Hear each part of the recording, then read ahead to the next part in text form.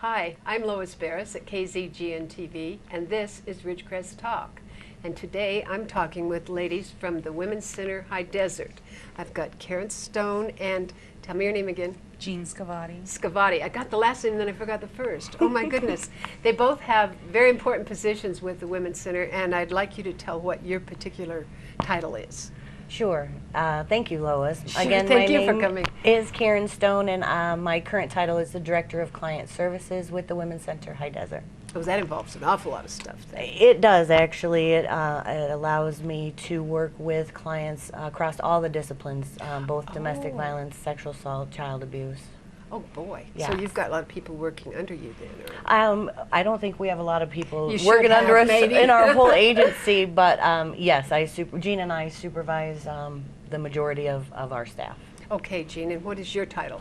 I am the shelter director for the Women's Okay. Center High Desert, and that means I physically work at the shelter and Oh, you're provide, physically there. Mhm. Okay. I provide oversight for all the programs that we offer in the shelter and make sure that we have food and all the fun stuff that important. you need in a facility that can house 52 people at any given time. So. Really? And how about how many are you running on average? An average is usually 16 to 20. Really? That many? But Okay. right now we're around 12, 13. Okay. But we've had clients coming in over the weekend, so It might be up a every little day bit. every day the census changes. So Wow. Okay. And how many programs do you have? You have a lot of programs that deal with different things. We do. Currently, we have the domestic violence program, which Jean is the shelter director for, the domestic violence side of the house. And then we have the sexual assault response team. And then we also have the child abuse information and referral helpline. Wow. The fourth program we had was the problem pregnancy counseling, and that Oh, yeah. program, I think there was a lot of confusion in the beginning about what that program actually was. Oh, really? And it only was that we would pay 2 paid visits to a licensed person to discuss all options that were available to someone with a difficult or unwanted pregnancy. Okay. And it was more so that our agency was the middleman. We actually Okay. would assign a number. We would never really see those people, You and just we set would pay them the up bill. with somebody else and you pay To the give bill. them some Correct. And you advice. said would pay, so that's not an active program right now? It's not Okay. actually one of the programs that we're doing right now. So we have just the 3 under the Women's Center umbrella. Okay. Tell me a little bit about how it works. I am this is a what if. I am a victim of domestic violence. I'm scared to death. Where do I go?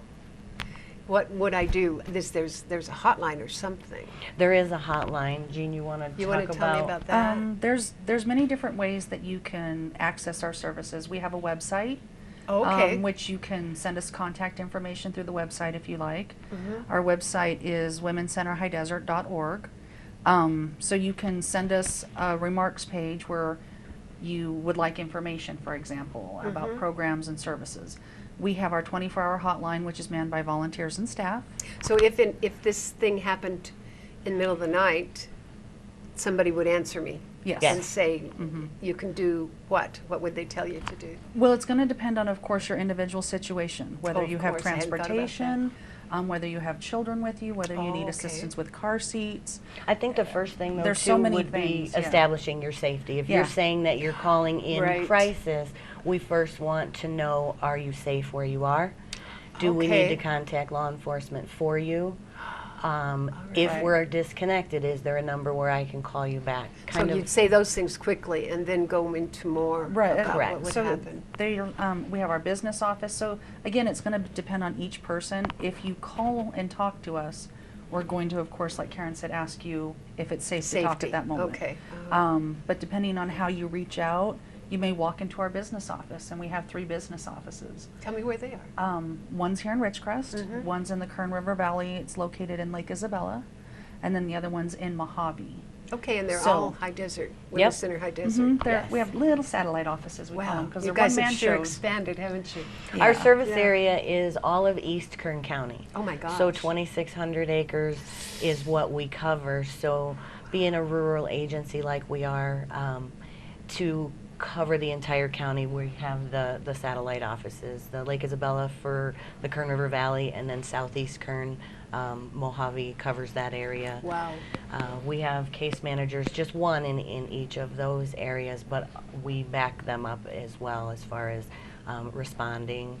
The other thing that someone could do, if they have contact with law enforcement, we work really well and really closely with our local law enforcement here.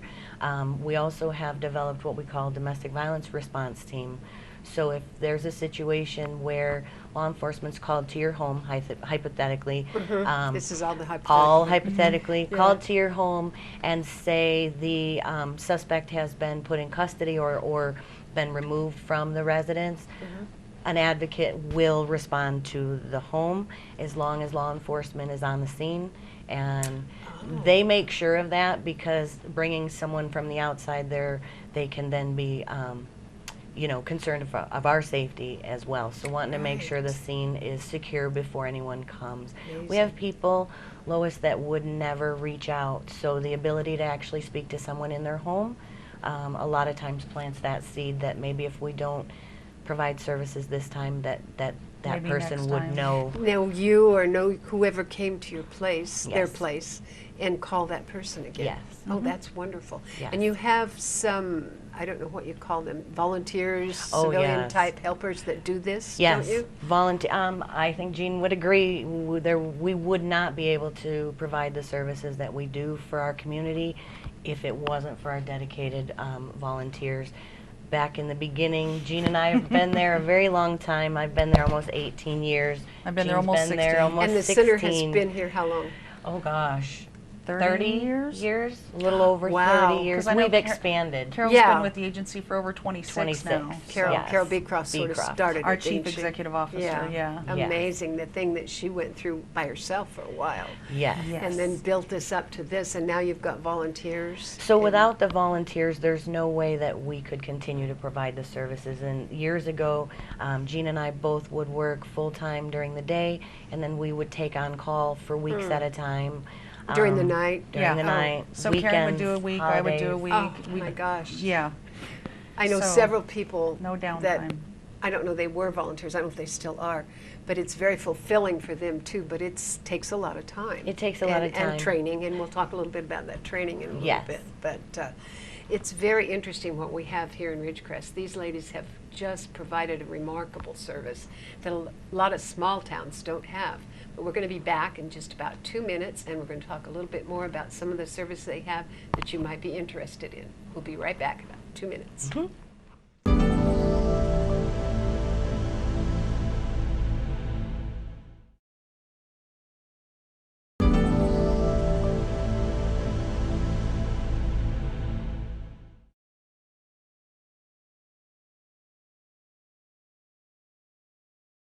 Okay, we're back. You're back with Lois and Karin and Jean, and we are here to talk about Women's Center High Desert. And Women's Center High Desert has a remarkable history. It's about 30 years old, I think you said, and some of the things that were done to start this and the sacrifices that were made to get it started, and it's now maybe $1 million procedure, I don't know. But how in the world are you funded for all that? That's a great question. As a 501c3 nonprofit, Oh, you funding are? is Okay. always a concern, and Jean and I both take our hats off to our Chief Executive Officer, Carol Beecroft, for always trying to keep all the balls in the air and the funding coming. Our primary funding source would be the California Office of Emergency Services through the Governor's Office. And I think both Jean and I have gone through quite a few name changes when it comes to our funding. Oh, but really? at the state level, primarily we are connected with the LEVS, which is Law Enforcement and Victim Services, which is where we want to be. Another acronym. Yes. Yeah, lots of acronyms in our work. Right. So for That is each amazing. discipline, we get funding for the sexual assault program. We get specific funding for the domestic violence program. shelter program. For the shelter, we get additional money that buys all the groceries in the shelter, pays the Wondered about that one. utilities, things like that. Now, Jean, is what that a else? given? Do you just apply for that, or is it a grant situation, or how do you do They're that? grant situations, but the unique thing about our grant source is those funds we don't have to compete for every year.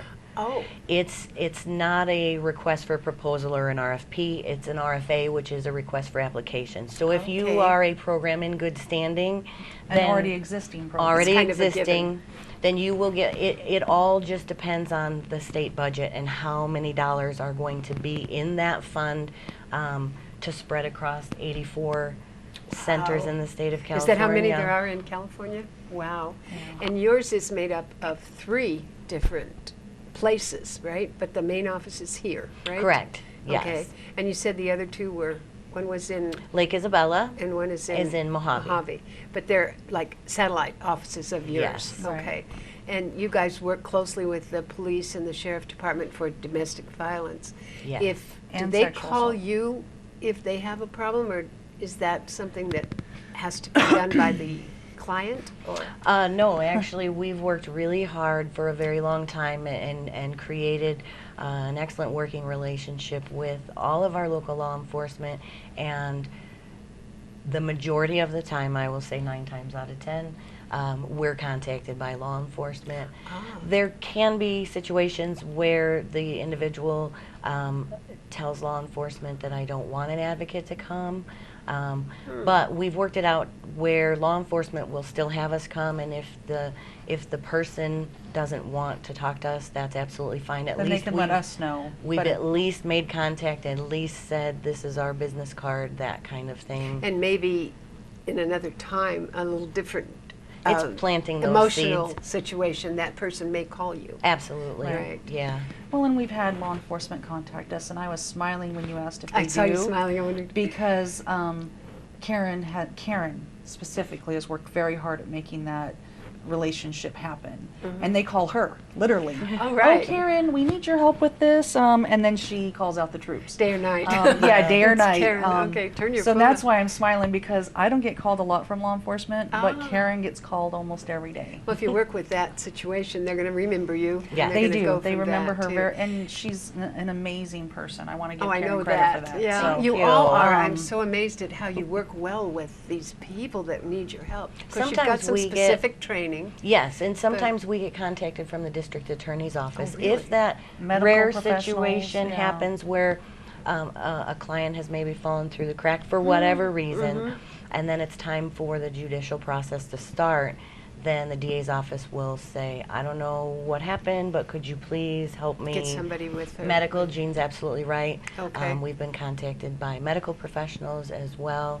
I remember a long time back, one of the groups that I belonged to, there was one of somebody from your group came and asked us for money for clothing for Yes. somebody that might get, say, be raped and get into the hospital and then didn't have anything to wear when she left. Would it have been Altrusa that you were involved in? No, I it was the Republican women. Ah, Yeah. oh, Yes. okay, Right, yes. yeah. We often will Diane came over. Yeah. approach service clubs and civic organizations for specific projects that we're doing. I was thinking the bags of comfort. We have when- Altrusa bags of comfort, because at one point when I was in my days that I started at the Women's Center, they sponsored 8 bags, and they Ah. filled all of them, and they gave us everything we needed for them.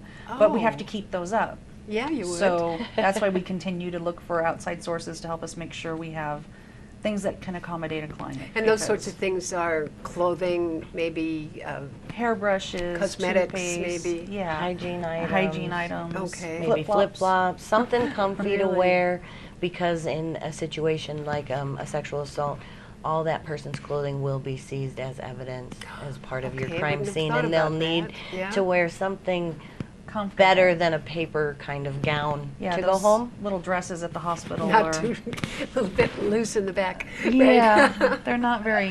Yeah. Well, that's great, discreet. and we need to get that word out. So if any of you nonprofits need a project, here's one you Yes. can do, because they could use that. And you also take clothing and things like that, Donations. donations in? Yes. Household Yeah. items. Imagine, again, as we talked in our last segment, hypothetically, if you came to us with the clothes on your back, and now maybe you've reestablished yourself and you would like to get a new place to live, Get a new house home, or something, or um, apartment.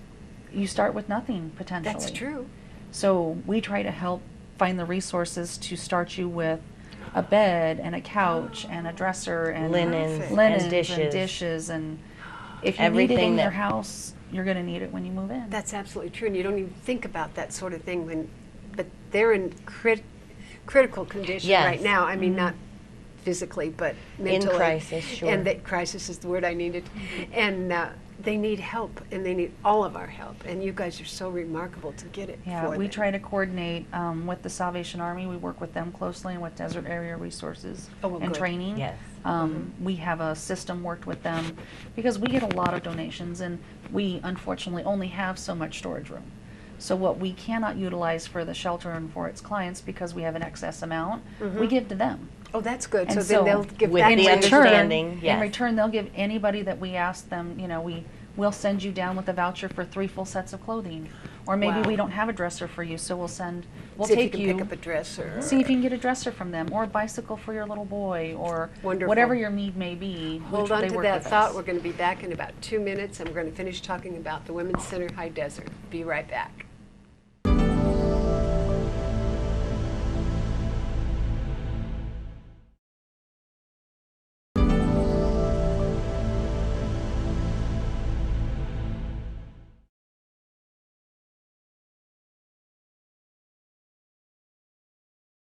Okay, you're back with myself and the ladies from Women's Center. We're at the last segment, and there's so much more information we want to get out. I'm going to turn this over to her and let her talk about some of the things that she feels are necessary for you guys out there to know. Thank you, Lois. Yeah. I wanted to briefly just talk about our volunteers and the training that's required for them. Because you guys can't do it all. with all Correct. that, right? And the state doesn't allow us to have anybody work directly with clients without having taken the training that we provide for each discipline. Well, that makes sense, Yes, because, we yeah, have you can mess it currently. worse. Yes, domestic violence is 40-hour training. Sexual assault is also 40-hour training, and then I believe we're doing 20. We're absorbing it in each for child abuse for that. Yeah, the child component. abuse information and referral helpline, the components of that knowledge that's necessary is integrated into both trainings. Oh, okay. That way you can be a dual advocate depending Yes. on Oh. which training you take. Oh, well, that would And then be if you good. want to take both of them, well, then you can do a little bit of These are everything. free Yes, trainings. yes, free. You just Provided ask free people to of come charge. in if they're interested in doing it, taking your training, and then they can get their phone number on the list, right? Yes. Instead of just yours. And Yes. some of the components of the training obviously is crisis intervention, communication skills, post-traumatic stress disorder and rape trauma syndrome. And one of the newer things within the past couple of years that the Women's Center has been involved in is the Karin Coalition Against Human Trafficking, or KCAT is another acronym. right. And Okay. we have, just last week, premiered our movie, The Trafficked Life, directed by Michael Fagans, and it's actually 4 stories of people here in Kern County who have either experienced issues with human trafficking relating to commercial sex or forced labor. So I believe the Episcopal Church is doing a big bike tour with the bishop right now as a fundraiser, and when that is completed, we have confirmation from the director that movie will be available for training purposes. So I would love the Oh. opportunity for more people in our community to really see what's happening, because We when don't we even were think about it when your life is up here, and there's so many people that have different lives, and it's out there, and we've got to handle it, and these ladies handle it. Yes, when we Yeah. first were approached by the coordinator to create this task force, when they mentioned the word human trafficking, I remember thinking, that is horrible that that happens in other countries. Yeah. Not having any idea that it not only happens in my country, but my county and actually the city Maybe even that in I your live town. in. Yes. And I Yes. even thought, labor trafficking, oil fields or Right. strawberry fields, I wasn't Not thinking, Ridgecrest, no, right? I'm Or like, it's the middle of the Bakersfield. desert, so it can't be Yeah. here. No, But no, it is, it's folks. here. It is here, and it's ugly. Yeah. And you need some training to deal with it. And so Yes. these ladies will get you training if you're interested in doing it, and they're wonderful to work with. So if you have some time that you'd like to put into a great cause, they'd love to have you. Thank And then you. where else do we go? I would love for Jean to talk a little bit as we're in the month of September, and so October will be Domestic Violence Awareness Month. Okay. And so I want Jean to talk a little bit about what our plans are this year for. Tell us where we're going to do this year. On the 1st of October, we're going to participate in the national campaign. It's called Take a Stand Against Domestic Violence. And we're going to be asking community members to join us in raising some signs and showing our support and awareness of domestic violence, so that victims who may not otherwise speak out know that it's no longer something that stays in the family. I mean, that was one of the myths that was perpetrated. If you marry into a relationship, it's something that stays in the house. It's not. If there was a fire next door, you would call. Sure. So if there's domestic violence in your neighborhood, if And there's you're aware domestic of it, violence in yeah. your family or with somebody you care about or know, we want to stand together and take a stand and show people in this community that we're united in combating this social disease. So that's what you'll be having during That's next the first month. day of the month. Okay. We're going to be working with the Fleet and Family Support Center on the base. Okay. They're going to offer a strangulation training. Really? And it's not a training on strangulation, it's a training for Teach me women how. No. and girls to know how to escape that type of a situation. Oh, So if that's somebody good. puts them in a position where that's a fear or a threat to them, they know how to defend themselves and how to be safe. That's actually something that we've dealt with a lot more Really? recently, is the non-lethal strangulation Gee. being used as a controlling tactic I'll do this in now, and if domestic you aren't violence. careful, I'll do it again. Right? Correct. Well, and a little okay. bit longer the next time, and a little And bit. it doesn't take very long for somebody to truly hurt somebody Oh, I'm when sure. that Right. when they put their hands around your throat. That's And just not a way to be apply- quiet. Not 3 a lot pounds of pressure. That's crazy. Yeah. And also, Right. this says Women's Center, but you guys help men also. Absolutely. We absolutely do, and we absolutely always have. And we've actually had the conversations at the management level about the possibility of changing our name, because we don't want to alienate anyone from accessing our services. But again, as a nonprofit, it's extremely That's costly to change expensive. every single thing.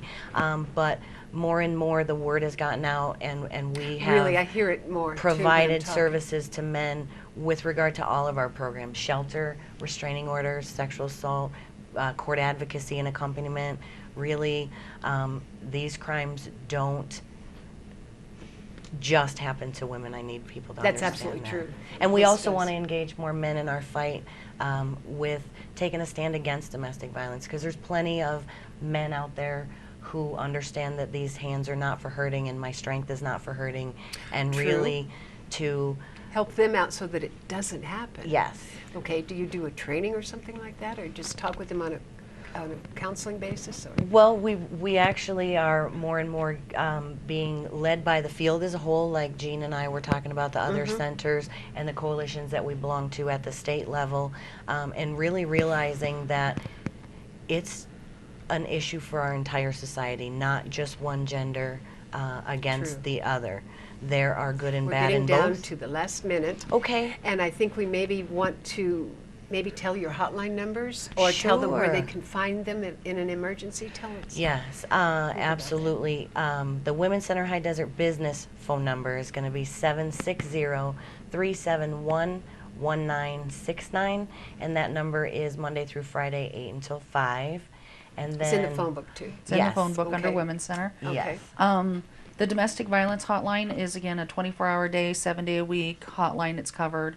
And that number is 760-375-7525. The sexual assault hotline, again, is 24 hours a day, 7 days a week, and that number is 760-375-0745. And then then child our abuse. child abuse helpline is 760-375-7100. 7100. Okay. Remember those numbers. If you can't remember them, you can look them up on their website. Yes. And the website quickly. www.womencenterhighdesertinc.org. Okay. We're about out of here. Thank you, ladies. I appreciate it. And if you guys want to help them, give them a call. We'll see you next week.